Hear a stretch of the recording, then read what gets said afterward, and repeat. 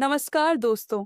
स्वागत है आपका हमारे YouTube चैनल कहानी वर्ल्ड में। नियति का खेल एक गूढ़, रहस्यमयी और विस्तृत कथा जो कर्म, भाग्य और मृत्यु के गहरे रहस्यों को उजागर करती है। मनुष्य अपने कर्मों को चुन सकता है, परंतु उनका फल क्या होगा, यह नियति के हाथ में होता है। कितनी ही सावधानी क्यों न बरते, कितना ही बचने का प्रयास क्यों न करे, भाग्य हमें वहीं ले जाता है जहां हमें होना चाहिए।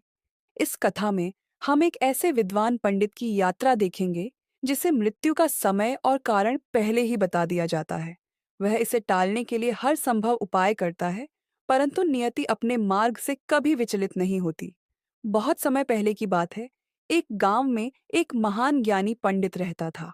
वह न केवल वेदों और शास्त्रों का पारंगत था, बल्कि जीवन और मृत्यु के रहस्यों को भी भली भांति समझता था। उसके प्रवचन सुनने के लिए दूर दूर से लोग आते थे। एक दिन उसे अपने बचपन के मित्र से मिलने दूसरे गांव जाना था। उसका मित्र गूंगा और एक पैर से अपाहिज था, लेकिन दोनों की मित्रता अटूट थी। यात्रा के दौरान पंडित को कई गांवों से गुजरना पड़ा। रास्ते में उसे एक व्यक्ति मिला। वह अकेला खड़ा था, मानो किसी का इंतजार कर रहा हो। जब पंडित उसके पास पहुंचा, तो वह व्यक्ति मुस्कुराया और बोला, क्या मैं आपके साथ चल सकता हूं? पंडित को यह सुनकर अच्छा लगा और उसने सहर्ष सहमति दे दी। चलते चलते पंडित ने उसका नाम पूछा। उस व्यक्ति ने उत्तर दिया, मेरा नाम धर्मराज है। पंडित को यह नाम सुनकर अजीब लगा, लेकिन उसने ज्यादा कुछ नहीं पूछा। दोनों साथ साथ यात्रा करने लगे। रास्ते में पहला गांव आया। गांव का प्रवेश द्वार देखते ही धर्मराज रुक गया और बोला, आप आगे चलिए, मुझे यहाँ एक काम है। मैं कुछ देर में वापस मिलूंगा। पंडित आगे बढ़ा। कुछ ही देर बाद गांव में एक अजीब खबर फैल गई। एक व्यक्ति को सांड ने मार दिया था। यह सुनकर पंडित को आश्चर्य हुआ। जब वह थोड़ा और आगे बढ़ा, तो धर्मराज फिर से उसके पास आ गया, मानो कुछ हुआ ही न हो। रात होने को आई थी। एक गांव के बाहर एक विशाल मंदिर था, जहां भोजन और विश्राम की उत्तम व्यवस्था थी। पंडित ने धर्मराज से कहा, यहाँ ठहरते हैं, भोजन करते हैं और विश्राम करते हैं। धर्मराज ने उत्तर दिया, आप भोजन करें, मुझे यहाँ एक आवश्यक कार्य है। मैं बाद में आकर भोजन करूंगा। पंडित वहीं रुक गया। कुछ देर बाद गांव में अचानक आग लग गई। अब पंडित को अजीब लगने लगा। यह धर्मराज जहां जाता है, वहां कोई अनहोनी क्यों होती है, उसने सोचा। अगली सुबह दोनों फिर से चल दिए। रास्ते में एक और गांव आया। धर्मराज ने वही बात दोहराई, आप आगे चलिए, मुझे यहाँ एक कार्य है। इस बार पंडित रुका रहा और धर्मराज पर नजर रखने लगा। अचानक गांव में खबर फैली कि एक व्यक्ति को सांप ने काट लिया और उसकी मृत्यु हो गई। अब पंडित से रहा नहीं गया।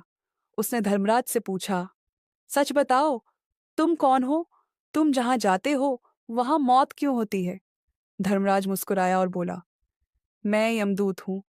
मेरा कार्य उन्हीं के प्राण हरना है जिनकी आयु पूर्ण हो चुकी है। पंडित सन्न रह गया। एक अविश्वसनीय रहस्य। धर्मराज ने पंडित से कहा, तुम्हारे मित्र की मृत्यु भी निकट है और उसका कारण तुम स्वयं बनोगे। पंडित स्तब्ध रह गया। यदि मैं अपने मित्र से मिलने ही न जाऊं, तो क्या उसकी मृत्यु टल सकती है? धर्मराज मुस्कुराया, तुम मिलो या ना मिलो, उसकी मृत्यु निश्चित है। पंडित ने मित्र से बचने का प्रयास किया, लेकिन नियति अटल थी। उसका मित्र खुद चलकर उसके पास आया और वहीं उसकी मृत्यु हो गई। अब पंडित भयभीत था। उसने धर्मराज से पूछा, मेरी मृत्यु कब और कैसे होगी?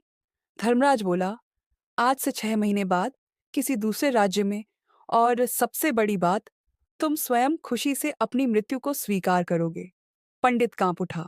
पंडित भागता हुआ अपने राज्य के राजा के पास गया और सारी बात बताई। राजा ने मंत्रियों से सलाह ली, यदि पंडित हमारे राज्य में ही रहेगा और कहीं नहीं जाएगा, तो उसकी मृत्यु कैसे होगी? मंत्रियों ने कहा।